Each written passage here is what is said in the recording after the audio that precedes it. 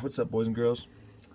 We just got back from our overnight fucking drive, back from the Columbus, Ohio regional, and second regional, back in the game, playing the game again, with fucking Mannadium, and we just got our fucking invite, which is awesome. I went X3. I was X2 into the last round. Real quick, went through my rounds. Round one, I beat Tier Limit. Round two, I beat Rescue Ace. Round three, I lost to Purrely, which was that was like my hardest matchups of the day. I felt like. Round four, I believe I played against Sword Soul. I won that, and then round five, I played against Purrely again, and I lost that Purrely matchup. Uh, round six, I played against another Purrely, and I actually ended up finally taking that. And then round seven, I played against Rescue Ace. I won that. And then I'm missing one. I'm missing a round here. One of the decks I can't remember, but the last because I went 9 rounds. The last round I played against Runick Stun, and whoa, you just can't play the game. That deck was insane. But yeah, so I went X3 to the very end. Sorry, I can't remember one of the matchups I played against yesterday. But yeah, the deck performed okay. Some issues were, I prepared the deck with the assumption that I would play against some Unchained and Labyrinth and like Rogue, and then when the Rescue Ace decks would hit and like Purrely, that I would have this side for it. And it did not go as planned. I played against 0 Unchained. I played against 0 Labyrinth. So my deck was definitely not built for this event, but we still did okay to get our invite. And so I know this is I know I mainly want to be doing water content here, but I also want to be able to like play at like a more competitive level as well. And so Mannadium is the deck of choice here. And yeah, real quickly, I'll just run through the deck list just so I have it here. So we play all the level 4s. Max out on the 4s because right heart, opening right heart, room heart is insane. Like, you never don't want to open these cards. Like, you're definitely happy like always opening these, like, and the field spell, because if you have one or the other and like the field spell that would search them, it just means you're searching Starfrost if you don't open it, and that's always great. And Samsara, it is a weird card. I have thought about cutting it, but I do feel like, at least in like the game 1 scenarios over a long course of an event, that you want to have as much consistency as possible. And so I really did feel like having more level 4s was important, being able to max these out, because like kind of the goal is that you want to have like, you either want to open or get to a place where you can have like Starfrost level 4 and Meek, or Starfrost level 4 and Samsara, because it kind of serves the same role as for completing the combo. As the day I always side out one of these going second, because this Samsara is kind of the card that gets stuck in your hand when you're trying to break a board. These are usually the cards that are actually being played and like trying to fight their board. And as I played through the tournament, I went from siding 1 out to siding 2 out, and there's almost a thought of me that just thinks I should just be siding out all 3 of these, going second, but I don't know. Time will tell. But yeah, so Samsara though, win resolves did amazing, and it did save me a lot today, or at the event. And so I don't hate it, and I would still be maining 3, because I think having a level 4 is important. I just think when you're siding into certain matchups, in like games 2 and 3, when you're going second, maybe the Samsara leaves the main deck. So those are, and then you're also maxing out on all these, because you want to be able to play under Droll. And if you open these cards and you're able to search a Meek, you're able to search the Samsara as your first search, well, then you're usually able to go pretty decent under Droll. Yeah, so max on level 4s, 2 Starfrost. Almost want to play 3 Starfrost, because Starfrost almost feels better than Samsara, because you kind of do just want to open the Starfrost, because if you can just like start your plays with like normal Meek, Starfrost target, or go like or just Room Heart, special Meek, and then Starfrost, like any if you can get a level 4 Meek and Starfrost as like your first cards that you would activate, then you can always end on Baron before your 5th summon. or as a 5th summon, and then you can and then level 4 and the Starfrost you use to make the Baron. You can then banish special Astral out, and then if you have Meek on field, then you just go full combo from there, and it plays under Nib. So kind of want to test playing these at 3, but yeah, Starfrost, great card. Next, real quick, yeah, play 3 Meek. I don't play Torrid. I'm kind of new to the deck somewhat, so I haven't even like really tested Torrid. But yeah, Meek's insane. Meek's one of the best cards in the deck. Calarium and Meek together are insane, and yeah, so that was great. Not too much to be said. I played the Fenrir package. Yeah, these cards did amazing. Throughout the course of the tournament, seeing this and just like playing through playing games where it's a simplified game state. This guy just comes up so much, and being able to search Scarecast just means that the minute they deal with it, you instantly have follow up into your engine, or if you just remove it yourself, you instantly have engine. And so yeah, these cards performed great, and I was keeping these in. I was never citing out copies of these cards. I always wanted to open this even if I was like playing the nibs, just because yeah, the card performed amazing in simplified game state. So the ashes were the only hand trap I made, because I felt like if I do play against, like I said, the hope was that I did play against a decent amount of Rogue, Unchained, and Labyrinth, and I felt like using enemy controllers, just my pure engine, Fenrirs, and droplets, that I'd be just fine playing through those decks. And then I didn't want to lose those decks because I had a bunch of hand traps that they could just play through, and then my hand's minimal and I can't break their board. And so, but I knew I couldn't play 0 hand traps. I felt like I needed to at least respect power cards in the game, like Rescue Ace Emergency, Branded Fusion. Let's see. There was the Fire King deck I was somewhat not really afraid of, but I mean I was aware of it, and not to mention Welcome Labyrinth. So there are a lot of cards that Ash can hit and end the turn, and so I felt like, and that did happen in my round 8 match against Rescue Ace. I lost the roll. He went first. I open Ash, and he goes normal airlifter, search emergency. Ash sets 1, passes play, and so Ash definitely was a great hand trap. I would always be maining this at the moment, and yeah, it did its job as a single hand trap, and yeah, so very happy with that. And there's also a game today where it's very relevant that I went that I would go Special Fenrir. I went Special Fenrir effect, search Scare Cache. I would get rolled, and then I'll go normal Ash, synchro, into Baron, special Scare Cache, and then continue to play from there. And I think I actually went for I think I actually opened a rival in that hand, and it was a hand where I was playing under control, able to OTK, because I think I ended up specialing the Scare Cache, sending it for Lightheart, and then I went Starfrost, destroy Lightheart, special, and then I opened the arrival, and I arrival back the Scare Cache, special back the Lightheart, and I went for game that way, and so that was really cool. Yeah, Ash was great. Field spells. Well, I'm just playing 3 Calarium and 3 Rank Phobia. I'm also not playing Terraforming. I felt like I didn't need to I felt like I didn't want to play Terraforming because if you play Rhoda and your first search is level 4, then usually that means that there's a way where you can play under control there.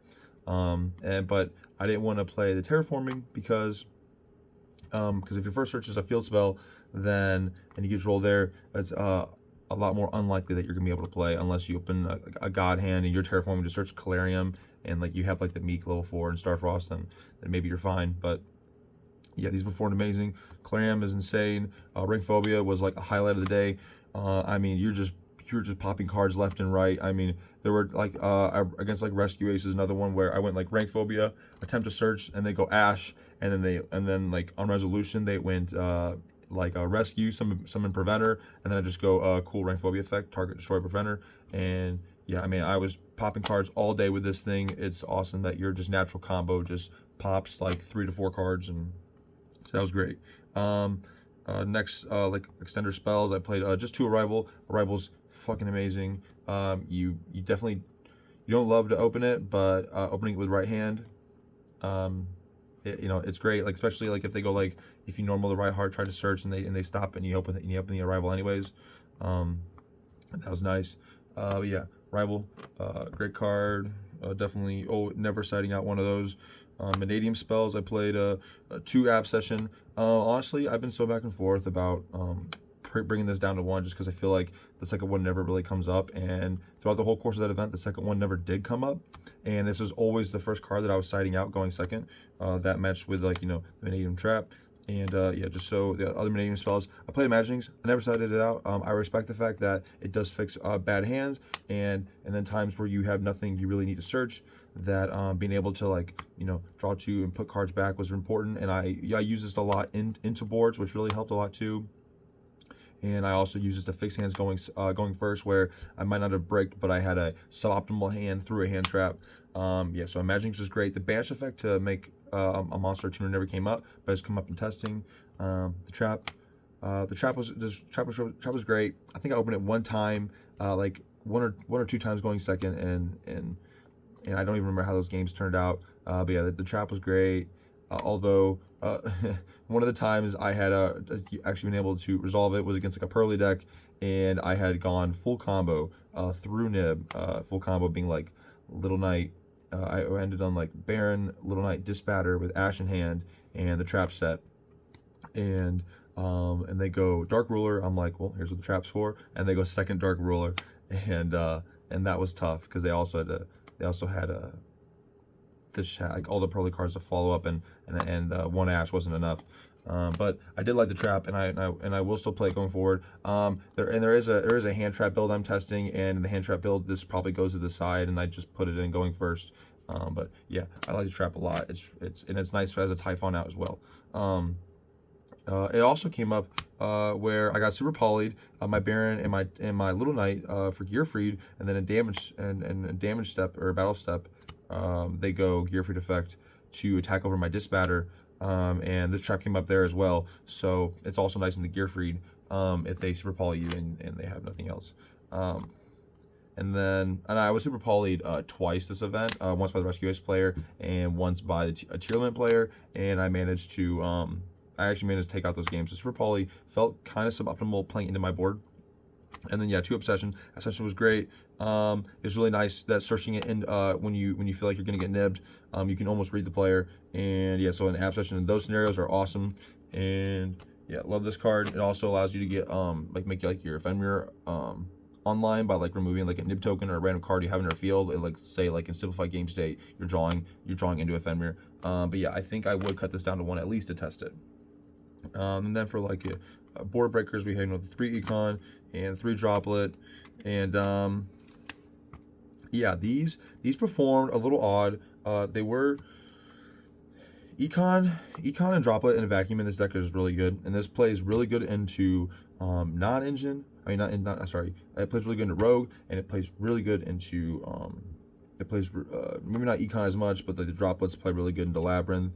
All these cards play really good into Unchained, and if you can open like Droplet Econ or double Econ, and you're facing down like a Little Knight and the 2 Rescue Ace traps, then you have an opportunity to actually play through like those full boards without any hand traps or stopping their board from being developed.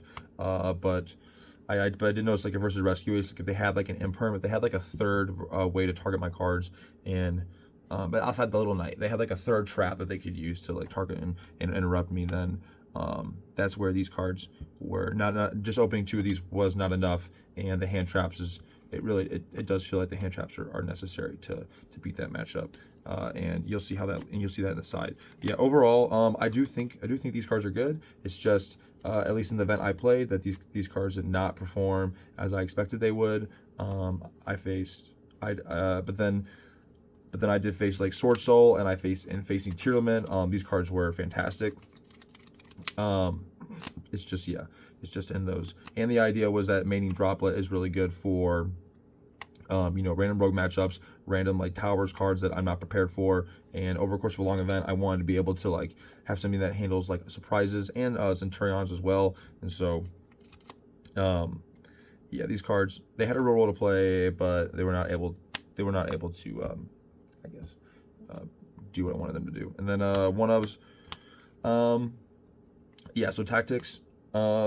I normally was playing this to 2, but I was able to borrow thrust for this event, and so I put down the talents to 1 because it would be searchable by thrust. Honestly, I almost wish that I cut down a couple more engine cards, or a couple cards to bring talents to 3 of in the deck, at least a 2 of. Talents was crazy in all my testing, and then bringing it down to 1, I barely ever saw it, if at all, without searching it, and that was pretty sad. Talents was a crazy card in my testing. It would have been a crazy card at the event. And yeah, Talents was amazing. I would definitely play more of that going in the future, especially since I was just borrowing the thrust. I don't plan to pick them up. Rhoda, good consistency card, searches level 4s, and you don't mind searching level 4 in a droll. Call by Grave, this is the 41st card. I hated that I played 41 cards. I'm a huge stigma for 40, but we did it. I played Call by. I never saw it. I saw one hand, and it was a hand where I opened it completely unplayable. It was like 5 spells that did absolutely nothing, and it was like 2 thrusts, Call by. It was like 2 thrusts, Call by, Imaginings, and like an Arrival or something to that effect. And yeah, it was unplayable. So, and then my next card was a draw, and I actually would have been able to play because I did have a Rival in hand, and I could have gone like, if this card wasn't in my deck, I would have had that Fenrir, and then like Fenrir, Scare Cash, and then I could go like Scare Cash, banish Rival from hand, special, make Lightheart, search Starfrost, Imagining, reveal Starfrost, you know, and then draw into something playable, and then maybe actually have a chance. So yeah, don't play 41 cards. I never, and this card never actually came out for me, so I wish I just never played it. And normally this card sits in the side deck, but our side deck was packed, and this had to move to the main deck or be cut completely, and I chose to main it, and I think that was a mistake. Extra deck links. Play access code Unicorn for, this is like mainly for going second, and yeah, these cards perform pretty well. Unicorn's effect actually shuffle did not come up very often. Unfortunately, it did a lot in testing, but mainly it was here because it helps play under Gozen as another dark target, and another way to out the Gozen, which you have 3. You have Little Knight, Rank Phobia, and the Unicorn, because all those options are either, Rank Phobia being spell or all dark. But the main reason we honestly played this, we would normally just link up into it and then just link it away for the access code, because access code at 5300 is crazy. This deck really needs the 3 arrows, because access code in Astrolaud is game, and that also did come up where I needed 1 pop against Tearlament, and so I made the 1 pop, made the second Astrolaud, and I had 53, 83 for game, and yeah, so that was big. Yeah, access code is a huge MVP in this deck. It came up the whole entire tournament, and yeah, unfortunately, this was mainly just to get the arrows, or enough link arrows for the access code to get to 53. Played 1 Little Knight. I would have played 2 if I had to, which I do now. I actually pulled 1 in my entry packs, which is awesome. So I'll definitely be testing out 2 Little Knights now. Yeah, I mean, was there more to say? Little Knight is a crazy fucking card, and it was one of the best cards in the extra deck for the whole entire day. Cross Sheep and the 2 Lighthearts. Obviously, this is for combo, and then double Lightheart, because you need double Lightheart for the follow up. Follow up is crazy. Synchros.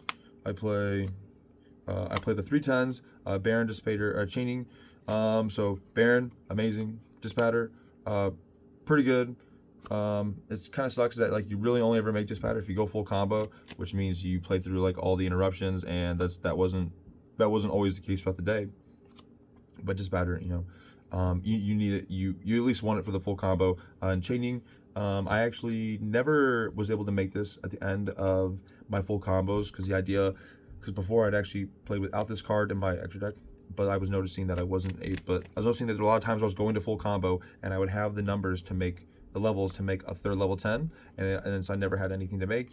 And this event that never came up, and I think this came up twice, but only actually going second, because playing Changing and Vicious was a pretty crazy combination because you just kind of remove their whole entire board. And then also there was a game where I was playing against Rescue Ace, and it was a huge grind, and Jinning ended up being like super huge and was able to just come like swing for game over a Turbulence, which was awesome. And yeah, going forward, changing it's a weird flex spot. It can honestly just not be in the extra deck, but I also like it in the extra deck.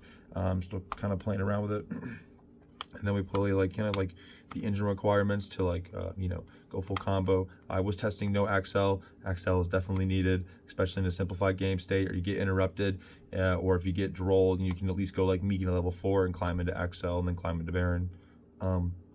Crimson, Crimson you have to play for the combo, and then yeah, you have to play these for the combo. This card was crazy. And then I played 2 Vicious Astrolabs, and yeah, this card was amazing. It's the best card of the whole day. You just OTKing through boards, and the effects are not once per turn here. And yeah, I've been trying to fit 3 in. I couldn't fit 3 in this extra deck.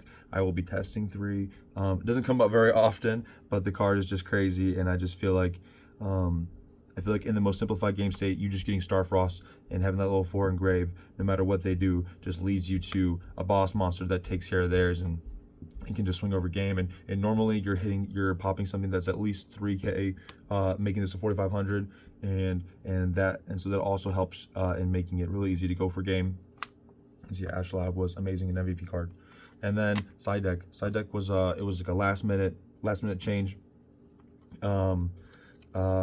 I was almost panicking the night before because my buddy just picked up Rescue Ace, and we were testing a lot, and he's wiping the floor with me, and I felt like I needed something to like really just deal with that deck in games 2 and 3, especially if I lost the roll. And so yeah, we sided 3 Nib, 3 Droll, and 3 Imperm, and I figured that this lineup covers the Rescue Ace. If I need against Tier, covers Tier. If I want to put in against Purrely, this helps with Purrely. Well, at least targeting cards.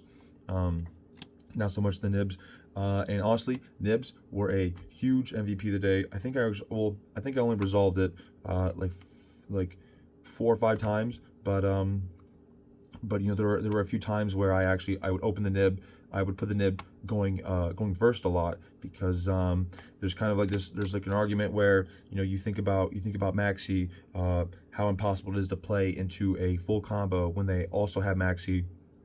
The game feels unwinnable. Well, that's kind of how Nib felt as well, where if you open Nib and then go full combo, or even suboptimal combo like just Little Knight Baron, and then they play through that board, there's no way they can also account for the Nib, and so you just drop that bomb the minute that they've cleared your board, and usually you have the follow-up in terms of second rank phobia, or just because your deck plays so many starters, and then it just brings you back in the game, and they can't prepare for it. And yeah, so Nib was crazy.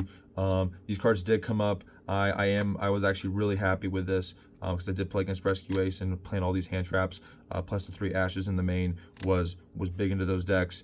And these also help versus Purrely. This won me my 1 match against Purrely, where they normal the Black Cat before and the field spell don't protect normal summons, and so that was huge.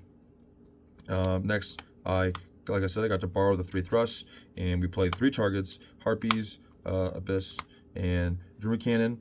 So yeah, thrust was I played this instead of the Drolls. Instead of the crossouts.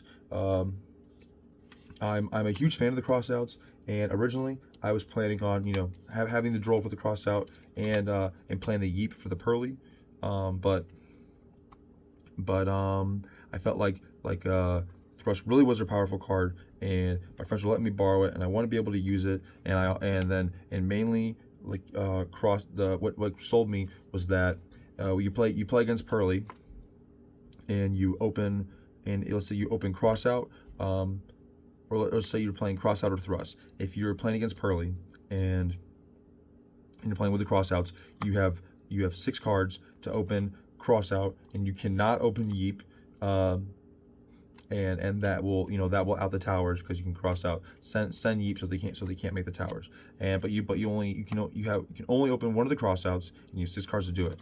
And I felt like and that's where I felt like thrust was better, because not only could you open the thrust itself, you could just open the abyss, and so that meant there was more cards you could open. And there wasn't a brick in Yeep that if you open the Yeep and cross out, it was unplayable. And then thrust just had more applications, just being able to like search tactics, search reinforcement in the army. And most of the day, I think I did just end up spending thrust searching tactics. But yeah, thrust performed really well. I got drolled once, thrusted into cannon versus purrely. Oh, another thing, I wasn't playing D barrier or other traps because when I didn't have the space, because all the hand traps I cited, and also because I'm talking with my testing partners, they were saying that all you need is cannon versus any deck, for the most part, because no deck can really kill you through this trap. And that was true. I sided this versus purrely, and ended their turn. You sided this through basically. Well, honestly, that was the only time it actually came up, and that I got drolled with the thrust and had the thrust and was able to switch to cannon. And so yeah, cannon, I guess it performed well, and I'm not upset with it. I never actually abyssed the towers, but I did abyss a purrely in a simplified game state, and so I guess it came up. Thrust was a great card. I sometimes would only side 2 in going first, just because of how many cards I'd be signing in at a time. And then the one Harpy, honestly, I did miss playing double Lightning Storm Harpy, but for this event, I needed space, and I wasn't too afraid of the Labyrinth matchup, but I did need to have some respect, and I liked having the Harpy as a thrust target for tactics. I played against a Rescue Ace player, and game 3 he goes full combo. I guess I do end up nibbing him, and so he just ended on, I think it just ended on like Turbulence in a card. I think like Turbulence Hydrant. He wasn't able to get to Little Knight, I think. I can't remember, but all I know is that I nibbed him, and then on my turn, eventually he shotgunned something, oh, I know what it was. I activated Rank Phobia to search. He ashed it, and that's when I went Rank Phobia, pop the Preventer, and then I went Thrust, searched the Harpy, cleared his back row, and all of a sudden I'm playing through a full Rescue Ace board. And so yeah, the side deck honestly performed really well. It did what I wanted it to do. The hand traps were awesome. It was my last minute change to put all these in the side, and I definitely don't regret it. And yeah, so that's the deck list. Yeah, so moving forward, I'm playing with this deck a little bit more, because I do love it and I have a lot of fun with it. And this is like the competitive combo deck that reminds me of a lot of Water, in just terms of how you have just a bunch of gas and you can play through a lot with just engine. And yeah, this deck's really fun. I also I did manage to get my invite at this event, which is awesome, even with the X3 record. My tiebreakers were great, so I got that invite, second regional, back playing this game, and so now that I have that over with, I can start kind of focusing back on the Water deck, because there's a lot I want to do with it, and I want to get back in the lab with it. But yeah, that was this event for me, and yeah, thanks so much for watching.